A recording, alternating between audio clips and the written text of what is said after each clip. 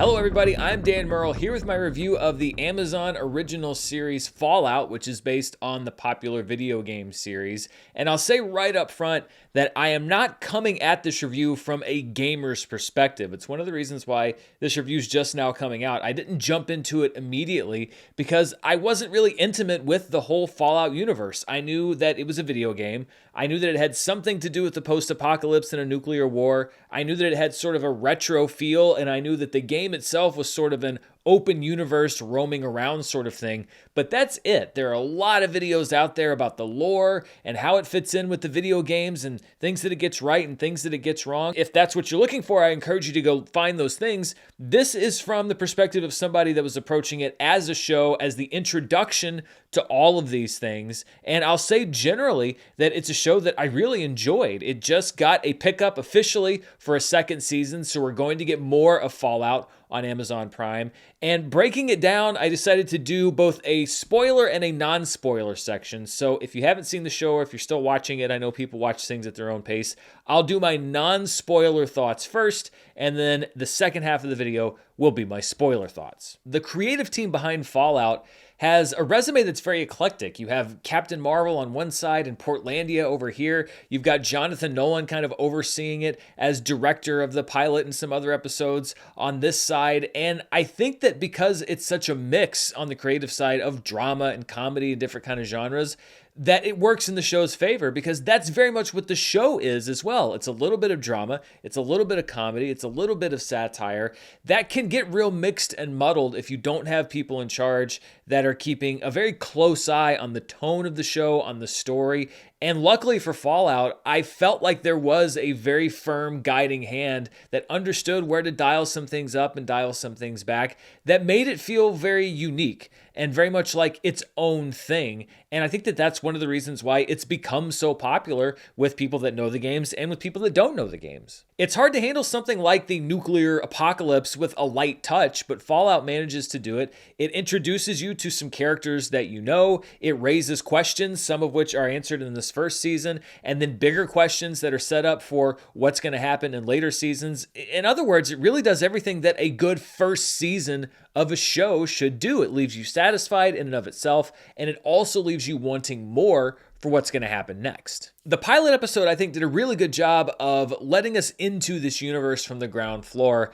And I know that it's a little bit jarring for some people that it's the only episode that's divided into chapters. You have this kind of prologue, then you have the vault, then you have Maximus, then you have the ghoul. But I think it actually worked for me because you don't have to cross-cut between these different stories and worry about catching people up to where they are in the different scenes. They're little chunks of exposition and getting to know these different characters, and it then allows you in later episodes to cut between them and also to track them as they weave in and out of each other's journeys. So structurally, the pilot worked for me. I actually think it's one of the stronger pilots that I've seen for a TV show in quite some time, although I know that the idea of a pilot is kind of going out the window because it wasn't one episode that was made as proof of concept. It was just the first episode of the show. And talking about the characters weaving in and out of their own journeys, I was actually really surprised at how quickly they all met each other. I did not expect them all to converge in Philly in that second episode, and I wondered at that point how they'd sustain the storyline, but it worked pretty well. By having them all go after the same objective, it made sense that they kept running into each other. And I think the show came up with some really inventive ways to pair them off. So you get some odd duos, some people that are cooperating, some people that are at odds with each other, and it allows you to do story and character at the same time. Fallout feels like an ensemble show, but at scale. We get the vastness of post-apocalyptic Los Angeles with the intimacy of interconnected characters. And I think that it does a really good job of teasing out those character relationships in unexpected ways. I love the different tones that the show was juggling: mystery, drama, comedy. And I also liked that it wasn't afraid to go extreme in certain moments. It reminded me sometimes of The Boys with those sort of like, oh my God moments, maybe not quite as nihilistic as The Boys, but it knew when it could dial it up to 11. It never consistently rose to the level of cartoonish violence though, so much so that the violence would lose its meaning, and the drama increased as the plot began to unwind, which means that Fallout may have lured audiences in with its humor and then delivered unexpectedly for a lot of them some really strong character development. And the mystery element of the show was really compelling. I was a little worried, when you bring in Jonathan Nolan, he was one of the big minds, of course, behind Westworld. Westworld was a show that got notoriously opaque and strung people along, and you didn't get answers to a lot of those mysteries, largely because the show was canceled before it was over. And I was a little worried that the same thing was going to happen here, but they did a good setup and payoff with the mysteries in the show, and I really don't get the sense that it's stringing me along. I appreciated the questions that they answered, and I was intrigued by the questions that they didn't. The performances are really what bind everything together. Walton Goggins gets the showy role as the ghoul in the future and Western star turned pitchman Cooper Howard in flashbacks. And Walton Goggins can be a delicious villain. We all know that. But what I liked about the show is they set him up as this delicious bad guy, and then we learn more about his backstory. And then the question becomes, is he so bad he's good? Is he so good he's bad? When you inform that backstory, it makes you go back and look at everything that came before. And again, I think that that is the hallmark of some really good writing and some really good storytelling, particularly when you're focusing on one of these main characters. Regardless of whether he's playing good, bad, or bad, good, Goggins also really knows how to put a little southern molasses on a line. I'd offer you one of these cherry tomatoes, but you got a hole in your neck. Ella Purnell, of course, shoulders a huge amount of the Fallout burden as Lucy. I'd seen a few of her roles, although not her most high-profile one in Yellow Jackets, and I think that she was a great choice to anchor the show. Lucy's an interesting character in that she serves as a conduit for the audience twice over. She is our entry point into the world of the vaults, and she's also our entry point into the world of the wasteland. And I loved watching her go from this preppy, vaulty in episode 1, this very naive person, to a very hard-bitten person in the finale, but not cynical. It didn't really alter her fundamentals. It just changed her perspective and how she sees the world and made her understand that things aren't quite as innocent as she thought they were. And again, nothing that she did really seemed out of character throughout the entire series. That's what's called character development. When you can change the circumstances of a character, you can change some of their behaviors, but you don't change the core of who they are. And once again, that goes back to good storytelling. Goggins and Purnell were the key roles for me. Aaron Moten's Maximus was an interesting character to follow, and I'm looking forward to a possibly enhanced role for him in season 2, maybe with more complications for his character. Technically, Maximus is the third lead of the show, but there's so much emotion behind the backstories of the ghoul / Cooper and Lucy, and I don't think that you quite got that with Maximus. It was a little bit more comic relief, and so it felt a bit more lightweight. I didn't mind the performance. I really just think that they are perhaps saving the best for season 2 with Maximus, because we really end with him in this season in a place where I think we started, especially with a character like the ghoul, at the beginning of this season 1. And then you have a solid supporting cast that includes Michael Emerson, Moises Arias, Kyle MacLachlan, and Sarita Chowdhury.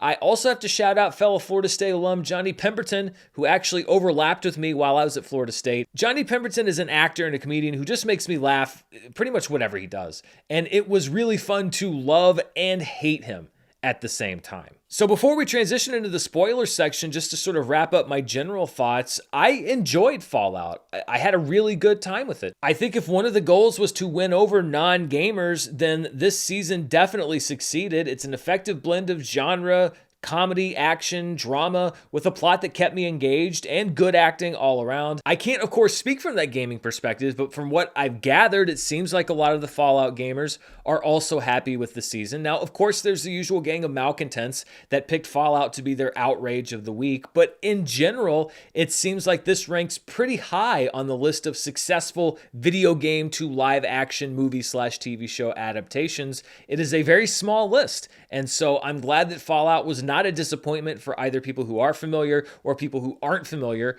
with the games. So when I'm looking at my overall rating, it is solidly in its good territory, almost up into see it now territory, but a show that I would definitely recommend if you're on the fence or if you're worried about not knowing anything about the game. Don't worry about all that. This is a show that you can jump into with basically zero pre-existing knowledge. So that wraps up the non-spoiler section. Before we jump into my spoiler thoughts, I want to thank the sponsor for this video, Miracle Made. This episode's brought to you by Miracle Made. People put all kinds of thought into how and when they sleep, finding that perfect balance of too tired or not tired enough. But do you know what one of the biggest impacts on sleep quality is? Your own temperature. And if you find yourself waking up with the night sweats or shivering under the covers, I recommend checking out Miracle Made sheets. Miracle Made sheets are designed to keep your body temperature at the right spot for you. Their silver-infused fabric was inspired by NASA to regulate your temperature, and they're also incredibly comfortable without the high price tag of other luxury brands. And as a bonus, Miracle Made sheets are also made to prevent up to 99.7% of bacteria growth, which means they smell better and you can keep them on longer. Go to trymiracle.com/Dan to try Miracle Made sheets today. And whether you're buying them for yourself or as a gift for a loved one, if you order today, you can save over 40%. And if you use our promo code Dan at checkout, you'll also get 3 free towels and save an extra 20%. Miracle's so confident in their product, it's backed with a 30-day money-back guarantee. So if you aren't 100% satisfied, you'll get a full refund. Upgrade your sleep with Miracle Made. Go to trymiracle.com/Dan and use the code Dan to claim your free 3-piece towel set and save over 40% off. Again, that's trymiracle.com/Dan to treat yourself. Thank you, Miracle Made, for sponsoring this episode.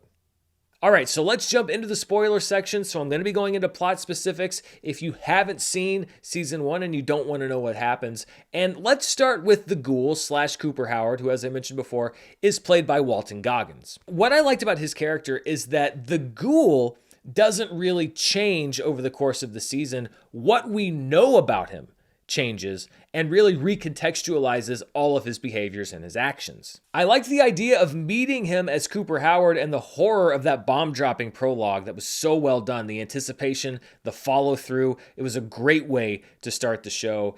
And it really asks so many questions right off the bat, including how Cooper survived and what happened that changed him into the person that we know now, as well as what happened to his wife, what happened to his daughter. So we learn a lot about him, but we also have a lot more to learn in season 2. And as I said, the performance is just great. It's a great thing to get people excited about the show, but it's not one note. It's not sort of what they did with Negan on The Walking Dead, where it becomes almost comically evil or one note. You have so many different shades inside that performance. And I think it's one of the benefits of being able to do a character on a show where you have the scripts ahead of time and you can track that journey across an entire season without having to wait and see, all right, well, what are they going to write next week? What's going to be in the next episode? Did I make a choice in this episode that's going to contradict something I have to do later? That, I think, is one of the advantages of doing these TV shows in blocks like so many of them are done now. When you look at the exposition for what happened with Vault Tech, you could have just done a straight flashback and a conspiracy storyline, and it would have been interesting, but I think that focusing it all through Cooper and seeing how it affects him, and then of course how it affects who he becomes in a couple of centuries, was a really smart idea, because you get all the plot specifics, you lay the pipe, as is the industry term, you tell the story that you need to tell, but you're also doing character work alongside of it. I love that we're on Cooper's face and on his reaction when he realizes not only that Vault Tech is selling out humanity, but that his wife is one of the key people behind it. Good characters are, of course, a key component to what makes a good story. And when you take a good character like Cooper Howard and a good story like the Vault Tech conspiracy and combine them, that elevates both of them. And I'm super excited to follow Walton Goggins' performance through these next season 2, season 3, however many more seasons the show gets, and to follow him as kind of a fun anti-hero now. I don't think he's a straight-up villain. He's definitely an anti-hero at this point.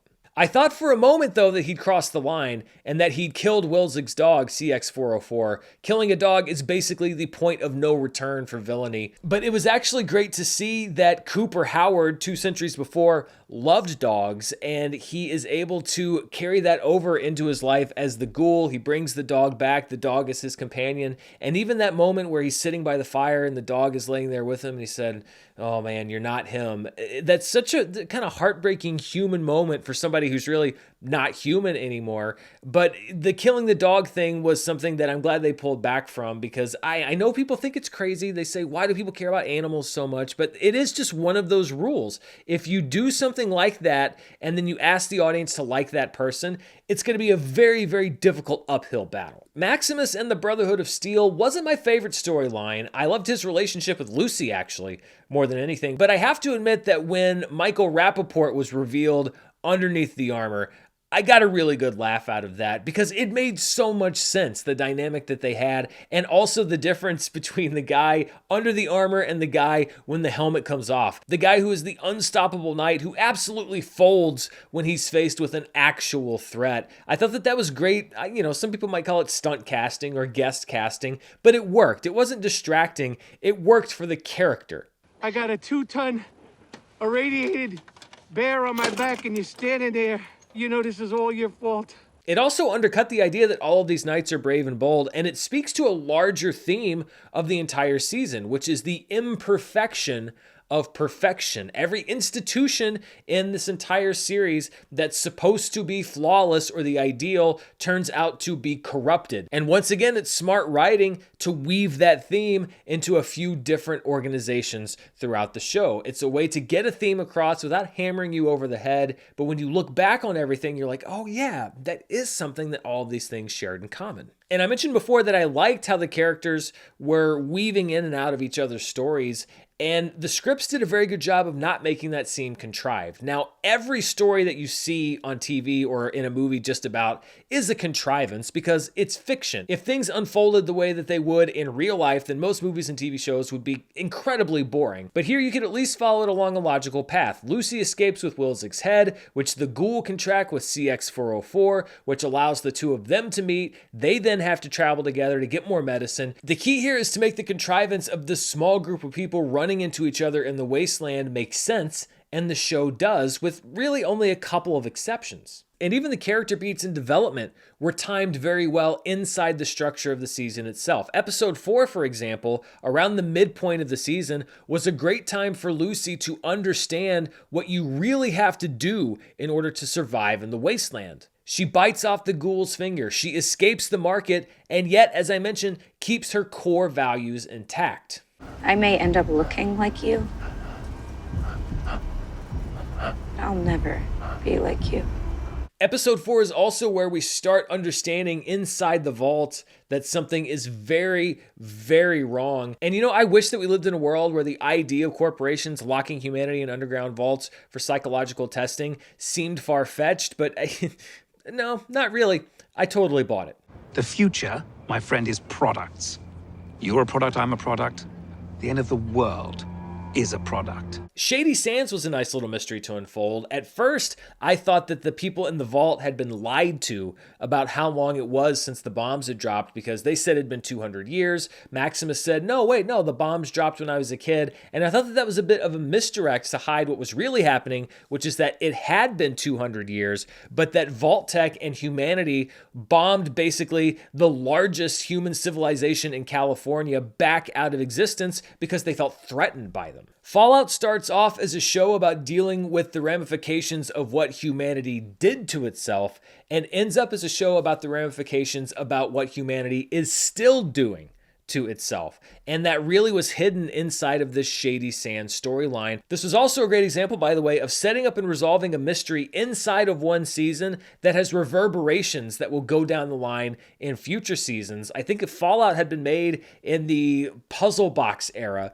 of TV, even just 3 or 4 years ago, then Shady Sands is something that maybe would have taken a season and a half or maybe even 2 seasons to learn the truth behind it. But it made sense to find out the truth this season because you want to move on past that to the effect of that truth. Episodes 6 through 8 were a great final stretch where the pieces really fit together well. And again, it was obvious that there was a lot of attention paid to the structure of the story and when things should happen to have that optimal impact. Vault 4 is another case of thinking you know what's going on. You think that they're evil and performing experiments, but then you find out that they're really the victims of experimentation. This season of Fallout did a really great job of establishing people that you immediately label good or bad, and then making you question whether they really are good or bad. Moldaver's a great example. She's set up as the big bad of the season, leader of the raids that killed Lucy's friends, but turns out to be a resistance fighter who wants the cold fusion technology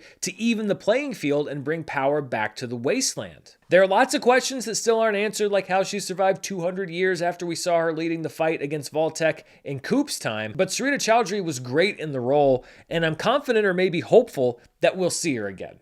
So, what are you, a millionaire communist?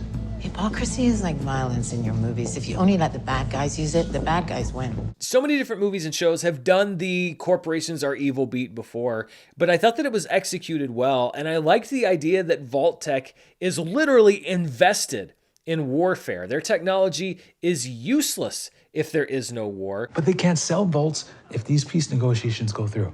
So Vault-Tec has the fiduciary responsibility to make sure that it don't work out. And as dystopian as it is, tell me that that doesn't ring true. The Doctor Strangelove aesthetic was great in the scene where we learned that Vault-Tec was engineering an apocalypse and letting corporations experiment on humans as they see fit. I think it also sets up some interesting possibilities for future survivors from other vaults in the seasons ahead. I also liked the whole Vault 31 conspiracy, the idea of ruling mankind through superior management. The future of all humanity comes down to one word. Yeah, what's that?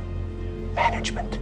I never thought I'd see the day where the big bad on a show that I was watching was a brain zooming around on a Roomba, and yet it seemed perfectly logical by the time we got to that part of the season. There was some setup in the prologue about geopolitics and expecting a war with China, and I'll be interested to see if there was some manipulation on Vault-Tec's part there, or if, to quote Clue, communism was just a red herring and this is a pure corporate strategic maneuver. Is Fallout's corporations are evil message subtle? No, but that doesn't make it ineffective. And it all sets up what I think is a potentially really interesting season 2. We have Lucy and the Ghoul working to track down Hank and the people behind Vault-Tec, Maximus as the de facto leader of a new Brotherhood of Steel when all he really wants is to be back with Lucy, Hank in what appears to be Las Vegas, which I've heard is tied into the plot of the Fallout video games, and then we have Thaddeus roaming around somewhere as a ghoul thanks to the world's most surprisingly effective foot injury remedy. So yeah, Fallout was just a fun, breezy, and for me, unexpectedly dense and dramatic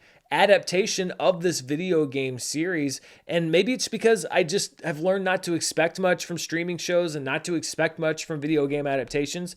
But this one really surprised me. I wasn't surprised necessarily that I liked it, but I was surprised by how much I liked it. And, you know, this is a very high pressure situation. There were a lot of people expecting the show to fail, and I don't think that it did. It's been one of the rare times where a streamer has taken on one of these big franchises and actually been able to deliver. Hopefully, in a year or two, when we get the second season of Fallout, I can be sitting right here and giving an equally enthusiastic review of the sophomore season of this freshman hit. So what did you think? Have you watched the entire season? Are you coming at it from a gamer's perspective? Let me know down in the comments below. And as always, stay tuned right here on the channel. I've got movie news, reviews, box office, all the great stuff that we do.